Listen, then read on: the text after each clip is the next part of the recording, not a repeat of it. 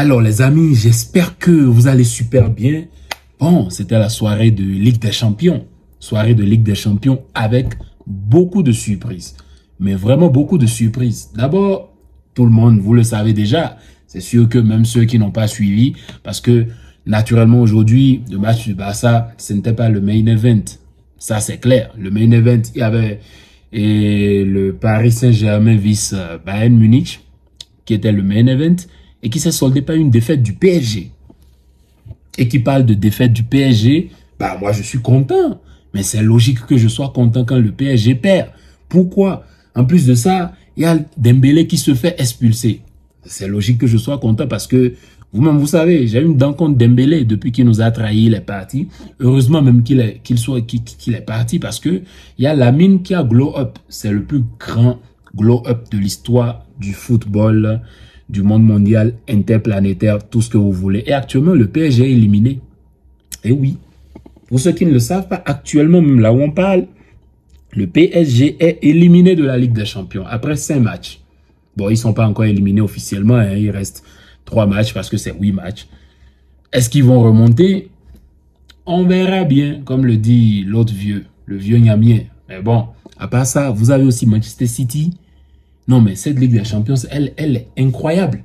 Manchester City qui passe de 2-0 à 1-3-3. Et on se pose tous la question de savoir, bon, maintenant, qu'est-ce qui se passe avec cette équipe de Manchester City? D'abord, cette équipe a aligné 5 défaites d'affilée. Je vous dis bien 5 défaites d'affilée. Désolé pour le décor, ça a changé. J'ai encore changé de lieu.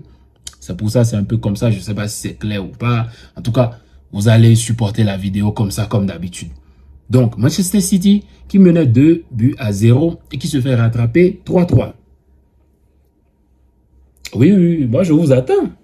Dites-moi dans les commentaires ce que vous pensez de ça. Non, mais Manchester City éclatasse. Éclatasse dans tous les sens du terme. 5 matchs d'affilée, 5 défaites. Maintenant, un match nul contre une équipe éclatasse. Certes, il y en a qui vont me dire, oui, la Ligue des Champions a ses surprises et tout. Non, mais disons-nous la vérité. Manchester City face à cette équipe, elle lui marche dessus dans le plus grand des calmes.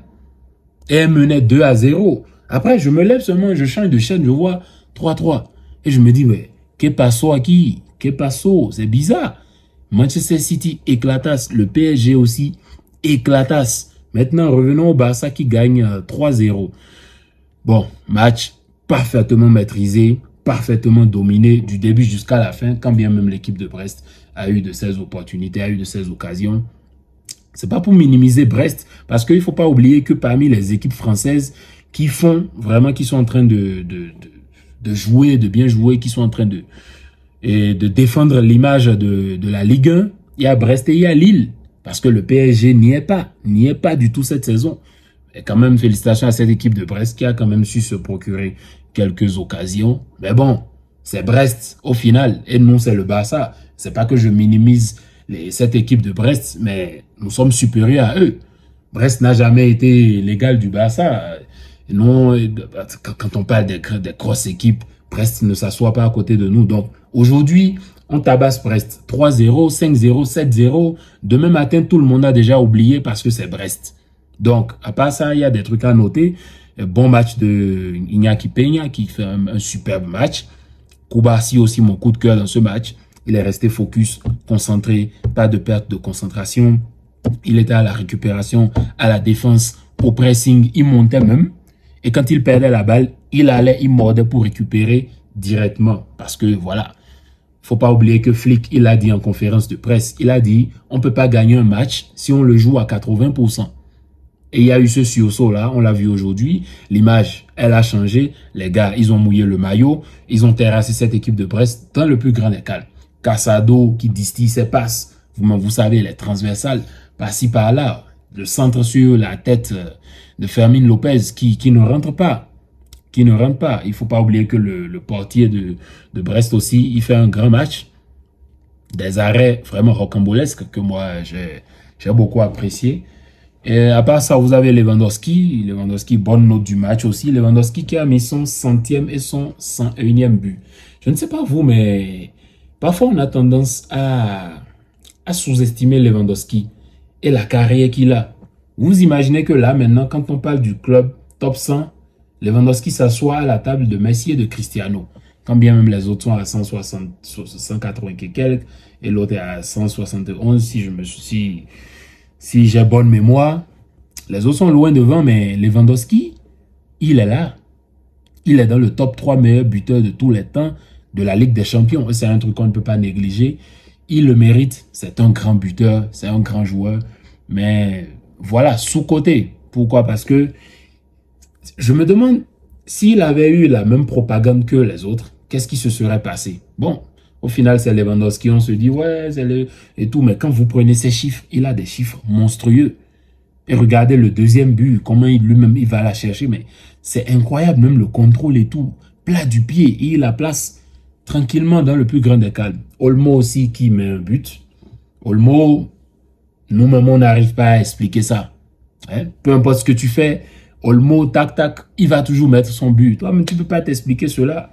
Il met le but. Casado qui fait un bon match. Pedri, incroyable, sensationnel, balle au pied, conduite de balle, maîtrise parfaite, en milieu de terrain. En fait, tu es conscient que quand Pedri il a la balle, tu ne peux pas la lui chipper.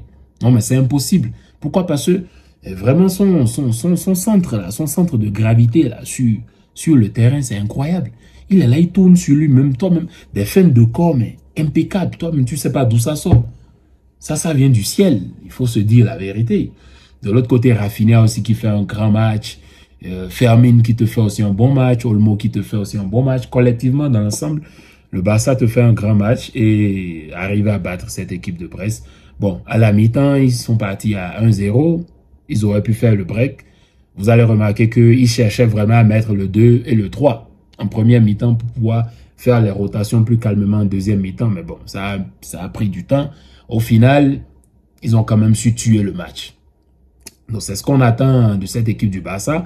Bon, il y en a qui vont dire, oui, c'est Brest, tout ça. En fait, c'est ça, c'est pas faux non plus. Donc, Brest, Young Boys, etc. Bon, il faut pas oublier aussi que contre les gros, on a battu les gros. Donc, il faut continuer à gagner parce que l'image qu'on a affichée dernièrement avec le match nul contre le Celta, la défaite contre la Sociedad, c'est des trucs qui n'étaient pas vraiment bons et qui, pour l'image de l'équipe. Donc, ils doivent vraiment faire attention et regagner en confiance. Et ce genre de match peut te permettre de regagner en confiance dans le plus grand des calmes.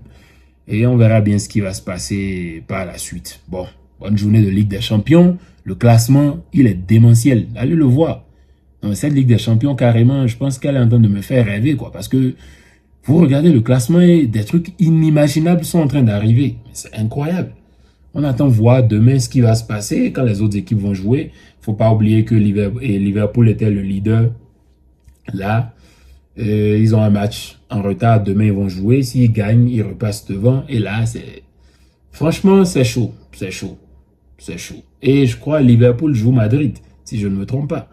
Alors là, la journée de demain, elle va être sensationnelle, les amis. Allez, c'était tout pour la vidéo.